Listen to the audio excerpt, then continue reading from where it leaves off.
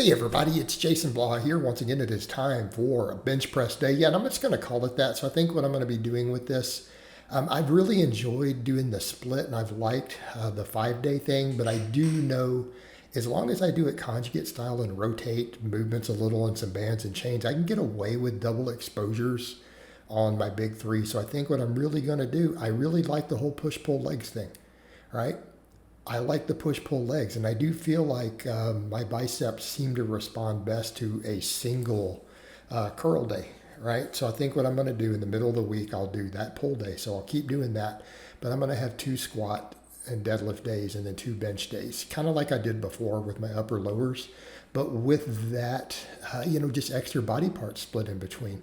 So I think as long as I'm very careful with the volume, and I've got to use a lot of accommodating resistance on some of this stuff. Get some new movements in, pay attention to the shoulders. I should be good because that was the thing I noticed is definitely feeling the difference. My shoulders are starting to feel kind of funny. There's a lot of stuff's crackling into place now that I've cut out the other stuff. Now I want to state I went too close grip. Like I tried to use that grip I was strongest on way back in the day, and that felt a little heavy. So these were just trying to just get a moderately heavy single today.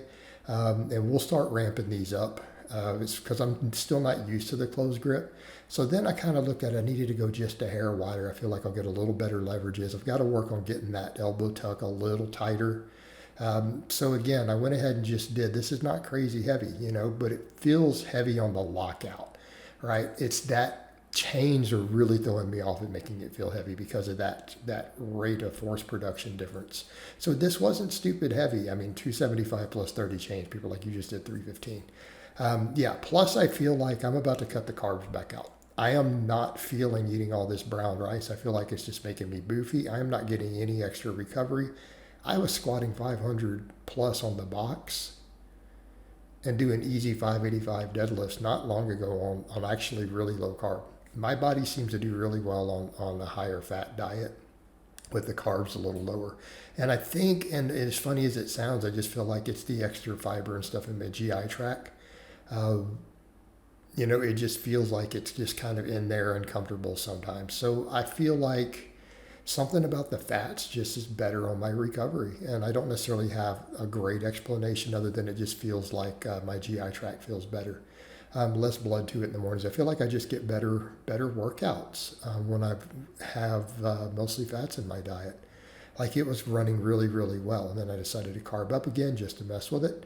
And as much as I might appreciate the science behind all of that, I am not personally, getting the results that I would like compared to how I looked, on the lower carbs. Like keep in mind, even all those blue jean pictures I put up, that was all on low carbs, and those are just normal lighting. There's no editing. That's just how I looked, laying in my bedroom. So something to be said for that. So I decided to do dips. I didn't put the warm-up set. I did a 25 for 10 on here, but I just didn't throw it in. I only really need to get 8 minutes on this vlog. I don't want this vlog to be crazy long. So what I did, not counting that first single because it wasn't really the grip I wanted. I did the one other single, did a couple triples against the chains with that slightly more medium close grip for me. It's still very much a close grip. Very much a close grip. Then I did 3 sets of weighted dips. All right, this was different. Now here's the thing, why the dips? Why dips? Why did I go with dips? Because of how much I feel them in my chest. I noticed when I went messing with that slightly closer grip bench, I feel more pectoral than I do on the really wide. Okay, my chest was working overtime there. And it's mainly because I think my elbows get lower. I almost feel like the really wide grip is almost a front delt exercise for me, right? It really was. It's just front delts. And I mean, I've got big front delts. So really, I need to just hammer my pecs and triceps. I'm not even going to care about my delts other than a little rear delt work and stuff. Pullovers, by the way, work your rear delts. So at this point, I'm just going to double down on chest and tricep, right? Double down on chest and tricep. Just like we're going to hammer the posterior chain hard, I'm going to run boxes this week. Box squats. I may rotate some sumo and conventional deadlifts. That's one way I can get away with double exposures, by the way. And I used to do both back and forth. So let's work these different angles. I want to work all the different angles. And then I'm going to definitely treat the back end bicep day like a pure bodybuilder day. Because really, what is it that we're looking for? What is it that we're looking for with a lot of this? Why didn't I, necessarily look as much like a bodybuilder in the past? Well, higher body fat too. I didn't give the biceps the attention. But now it's like I've realized my look has changed considerably when I really focus on the wider lats, not just a thick back, wide lats. Really focused more on biceps. So that stuff's got to be treated like a bodybuilder. And it did really well for me. And I'm going to do the same thing, kind of like what I did last week. I was really happy with that. I do want to adjust the bicep training a little bit. I almost feel like instead of even caring about what the camera looks like, let's go with what's really efficient. And it may be doing incline curls to where I do like the alternating with a supination and pronation, and then maybe dumbbell preacher curls, because I get a lot out of those. So that might be what I do just for direct bicep work, and then pump them up with bands.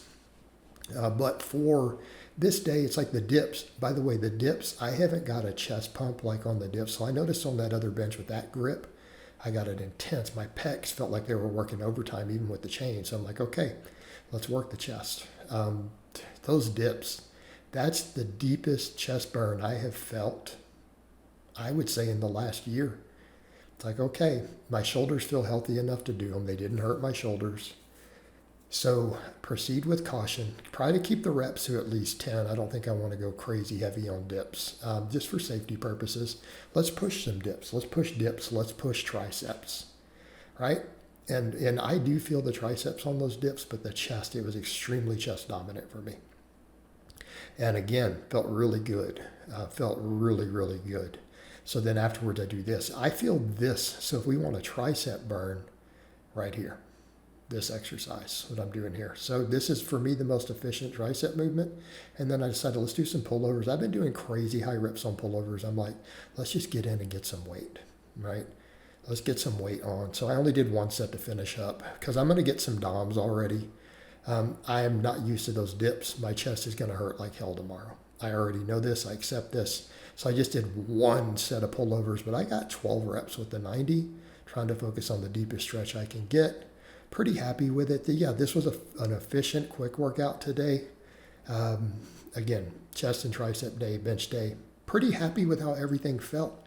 I felt like I got good stimulus, and we'll try to do this again Thursday with some minor adjustments. But overall, pretty happy with it. So I hope it's been informative, and I'll talk to you guys and gals next time.